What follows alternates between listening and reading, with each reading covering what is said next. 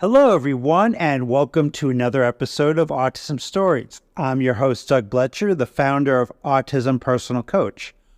Autistic people are the true experts of the autistic experience, and Autism Stories is where we interview autistic people to learn from their stories, experiences, and get their insights. If you would like to be notified about each week's episode of Autism Stories, we suggest you subscribe on your favorite podcast listening platform. We would also appreciate it if you could give us a positive rating and review, as it will help others to learn about autism stories.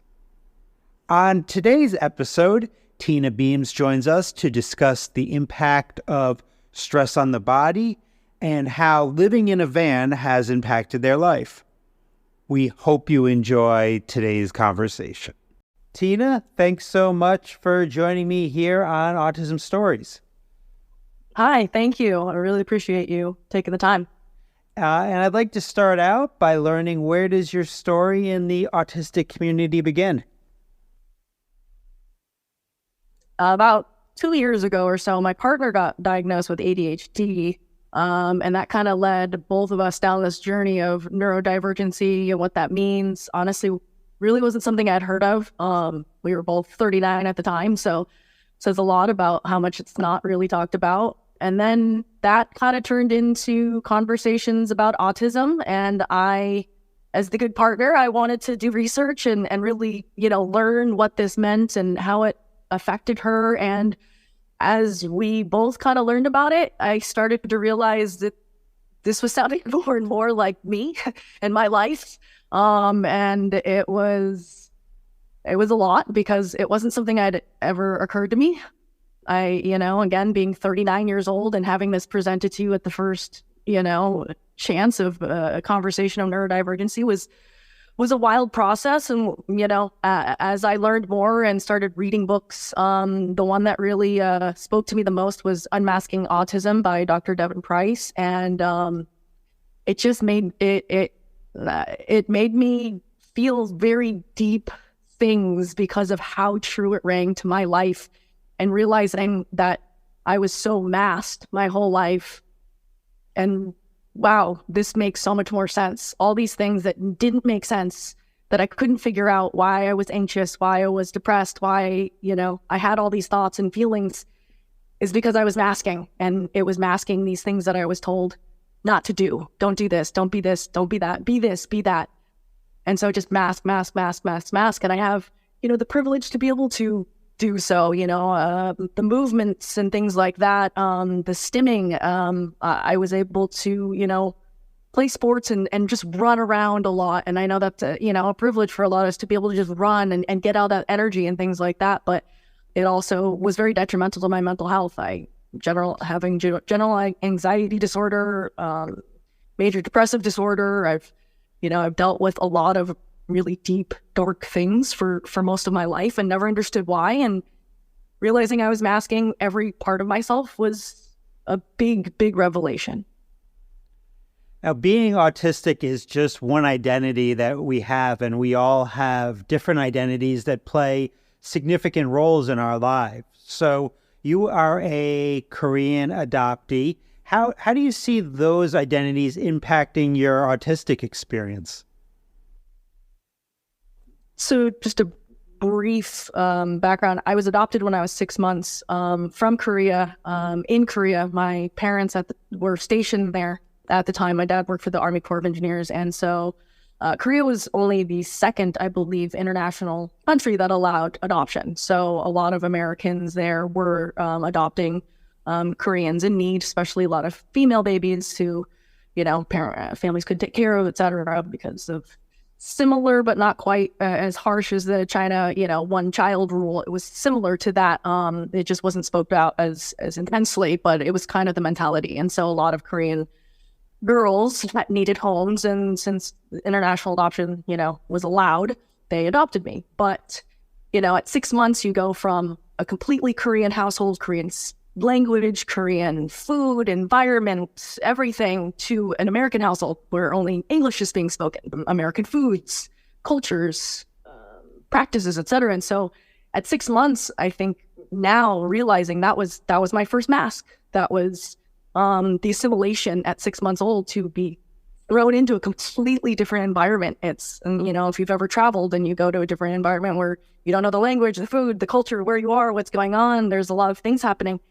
That happened to me immediately at 6 months. And then we moved from Korea when I was 3.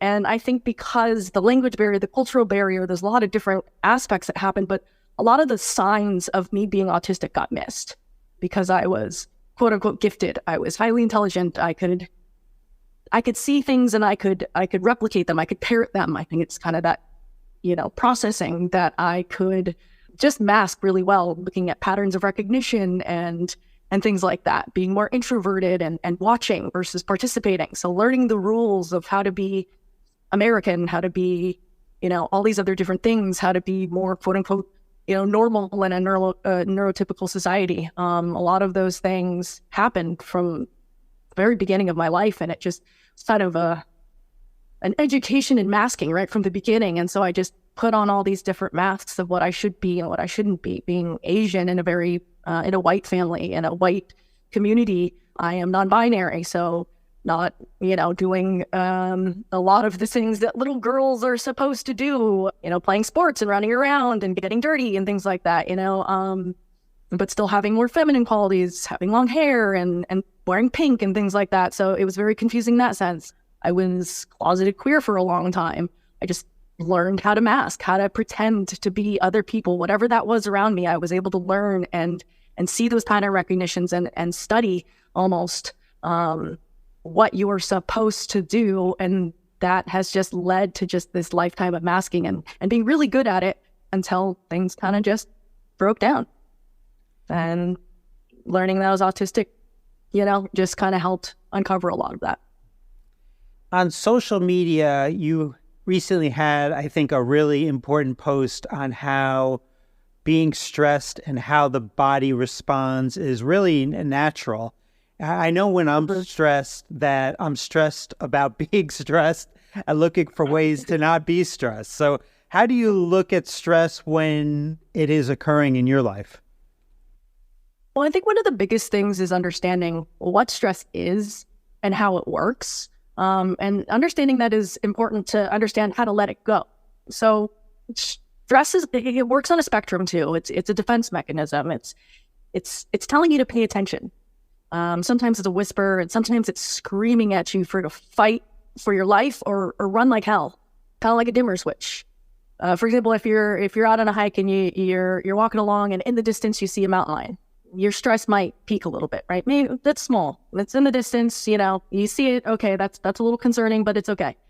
That mountain lion turns and it looks you in the eyes, and you make eye contact. It sees you. Okay, the stress goes up a little bit. It starts to walk towards you. Stress goes up higher. It's getting closer. Stress goes higher. We're at like a 5, a 6, a 7, maybe on that stress scale out of 10. Now it's chasing you. It's higher.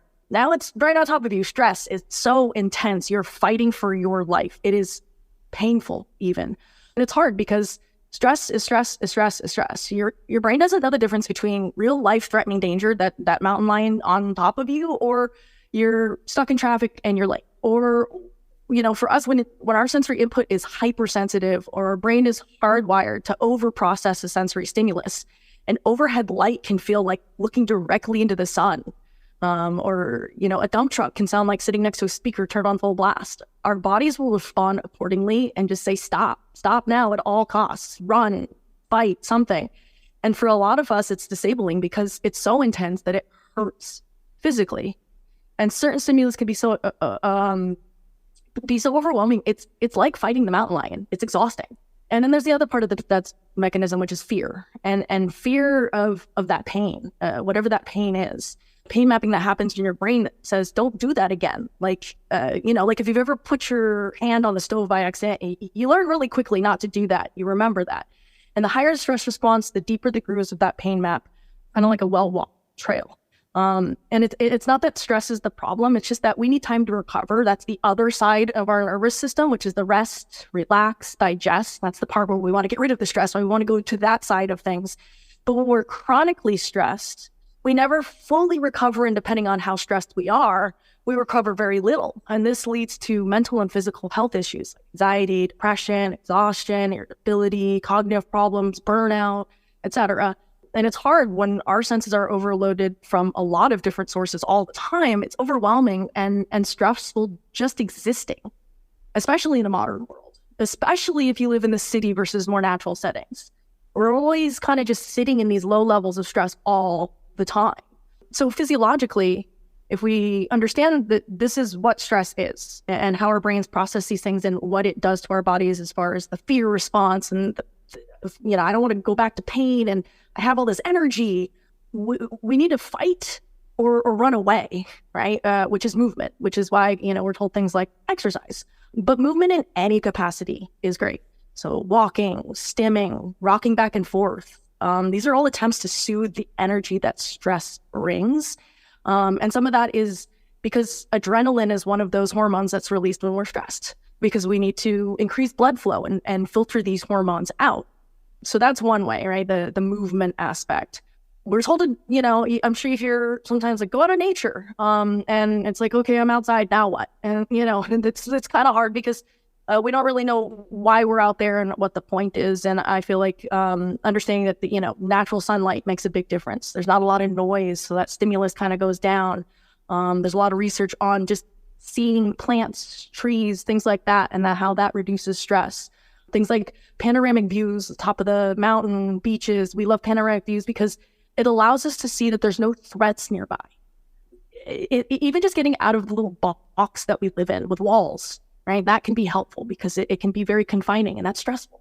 So these things that go along with the modern society, they just keep us under these low levels of stress. We don't even realize it. We don't know where it's coming from. It's like noise coming from the background. You're going, where is it coming from? Right? It's just that low level of stress. And so we're kind of agitated. We're feeling these things. And if our senses are more heightened, then it's even more stressful, just simple existing. So one of the other big things that you hear about is breathing. It's a way for us to kind of biohack our body and say, hey, it's okay, brain. We're not being chased. We're not being attacked. You're safe. That's what deep breathing tells your body. Doing a couple of these things at the same time, walking and breathing, stimming and breathing, breathing fresh air and looking at a tree and stimming or moving or whatever else, right? These things kind of layer on, but just allowing you to tell your body that you're safe through these deep breathing practices. Something interesting about you is that you live the van life. How did this experience come about to you in living in a van? Well, I realized even before realizing that I was autistic that I just don't function well with a 40-hour work week. I knew that I needed to do something where I could work a little bit less than that. So I've been a personal trainer for the last 15 years. And that allows me to train, 20 hours or less and still make enough money to live. But, spending most of my life and my career in San Diego, California is not a cheap place. The cost of living has just gotten really, really bad. And it was just one of those things where I think kind of in a fight or flight kind of mentality, I just got so stressed out, so burnt out, so worried about money and, just feeling a lot of society just wasn't made for me, just kind of learned really quickly that, van life is something that I could do. I could be out in nature more often. I could have less stress. My bills weren't as high. I don't have to worry about that. It's environmentally friendly. There's a lot of positives to it. And it's kind of an unconventional way to live. I know that's kind of a wild thing for people to think about and go, oh, I don't know if I could do that. But I think when you kind of get pushed to the edge and you go, look, I can't do this anymore, so let me try something new. And this seems like a pretty cool idea. I don't really follow the conventions of society anyway. I might as well try it. So my partner and I have been doing it for about 6 months or so, and it's been a wild ride. So for some of our listeners that might be interested in, hey, is this van life for me or not? What are some factors you think they should consider in determining if this is the right housing situation for them? It really isn't for everybody. There is a lot of privilege in being able to move around easily. You got to step in and out of the van. There's it's a lot of small spaces. There, you don't get to have your 50-inch TV and, all your stuff, and, the space is limited. So that's kind of tough. So you have to get rid of a lot. You have to let go a lot of material stuff. It's whatever you can fit in that van, and that's not a lot. And that can be hard for some people, depending. So for us, being, people of color, being queer, we're both not binary. There's some spaces that are not safe for us. There were states that we couldn't go through. There were states that we had to drive through and not stop because we were concerned that maybe there may be issues with racism, homophobia, etc., that we were not going to be safe.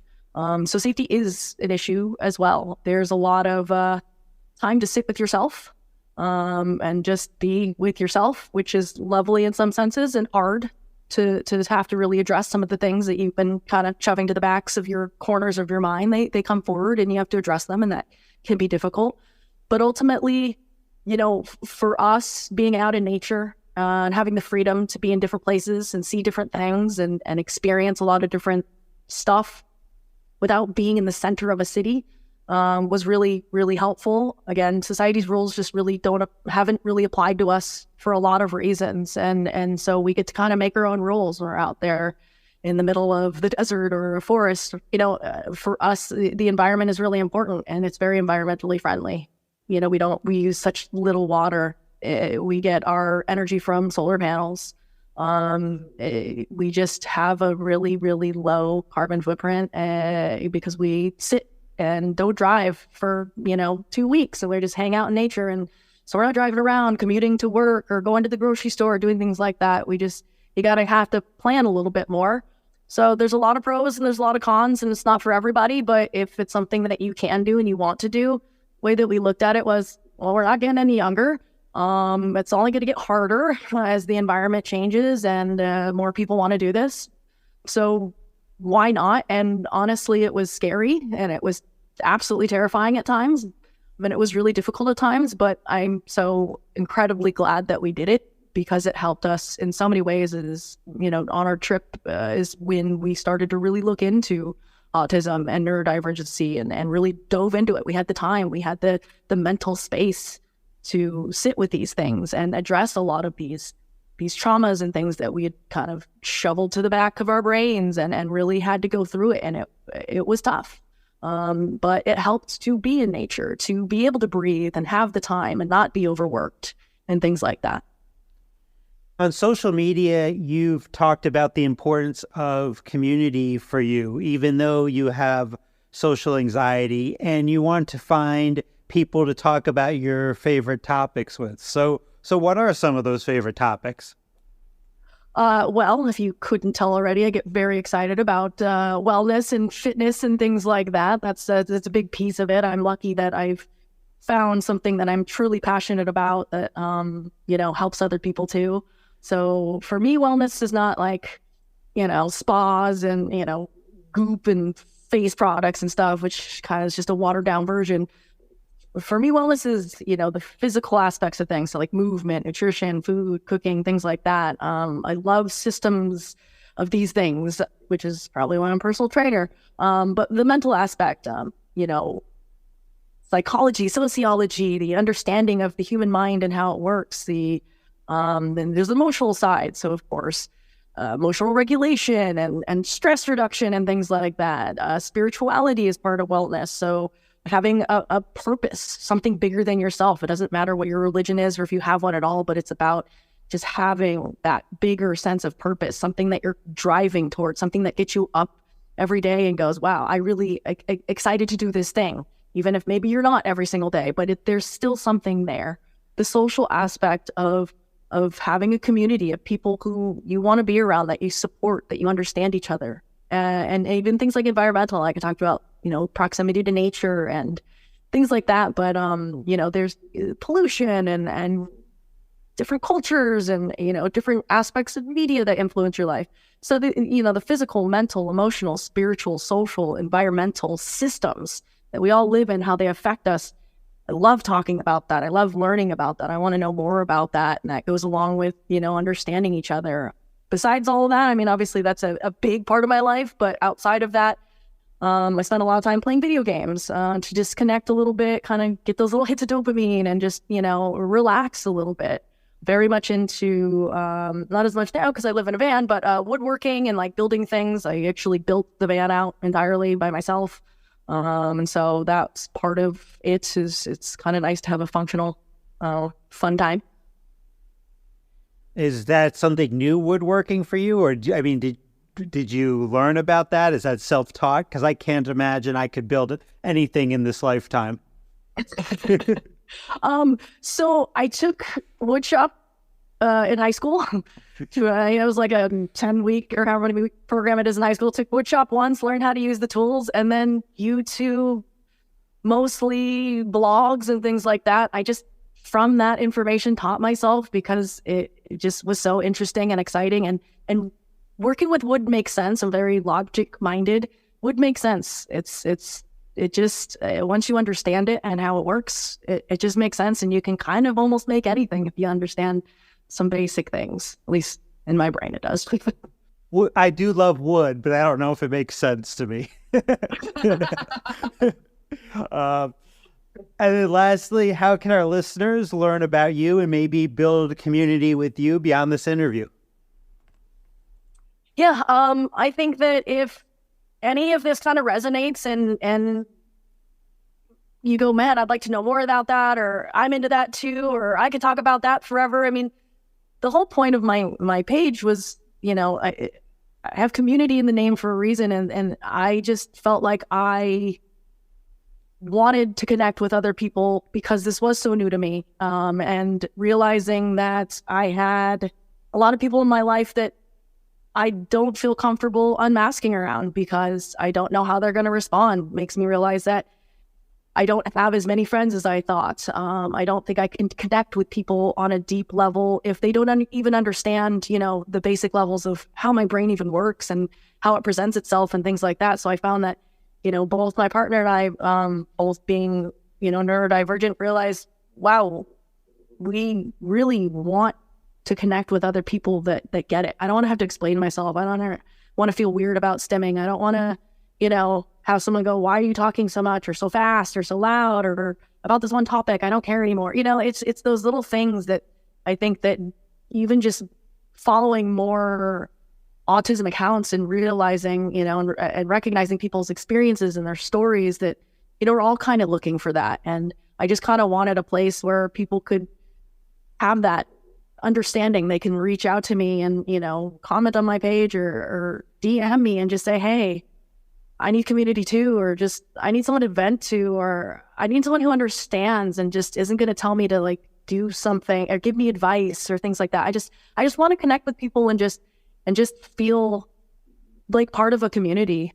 I post a lot of stuff about, the stuff that interests me. Of course, the wellness stuff is a big piece of it. And I think that, I'm going to be posting more about these things to kind of break down these really kind of complex sciencey things and break down why, generally neurotypicals or Western, culture society says, do these things. And we go, well, I don't know, that doesn't seem to work for me. And kind of break them down and go, look, no, it does. It's just harder, or we have more obstacles, or we kind of have to have a cheat code that goes this way and do things a little differently because our brains work differently. And I understand your experience. And so anyone who just kind of resonates with that, masked, late diagnosed or self-realized autists, people who are excited about wellness, video games, just anything, someone who just wants to talk. Like, I just want to be part of that. And I know that that's a big part of community is interacting with each other. And I really just want to do that. And anyone who wants that and needs that, I'm here. Well, Tina, thanks so much for the time and getting to know you. And hopefully this is the first of many conversations we have. Yeah, it's fantastic. I would love that. I really appreciate your time. Thanks so much to Tina for the conversation. To learn more about Tina, please check out the link in the podcast description for this episode. We always love hearing from you and would especially love to hear from you relating to this episode on if you have ever considered making a radical and non-traditional change to your living situation, such as van life. We'd really like to hear from you on how making that change has impacted you and how it's going so far. Here at Autism Personal Coach, our clients are the experts, our coaches are the guides. The majority of supports for our autistics are not helpful. They try to fix us, not support us. That's why many are confused when we say our clients are the experts of their lived experience. Our clients are the experts for what has worked for them and about the things that they need and want in their lives. Our coaches first listen to our clients and then ask thoughtful questions, offer resources, and strategize with our clients so they can get what they need to thrive. Would you want a guide in your life to coach you to help you get the things you desire? If so, then visit autismpersonalcoach.com for more information. I hope you enjoyed this episode of Autism Stories, and if you did, if you could tell a friend, foe, or anyone you know about it so they could have the same enjoyable and educational experience as you when listening to Autism Stories, it would be very much appreciated. Until next time, I'm Doug Bletcher of Autism Personal Coach. Talk to you then.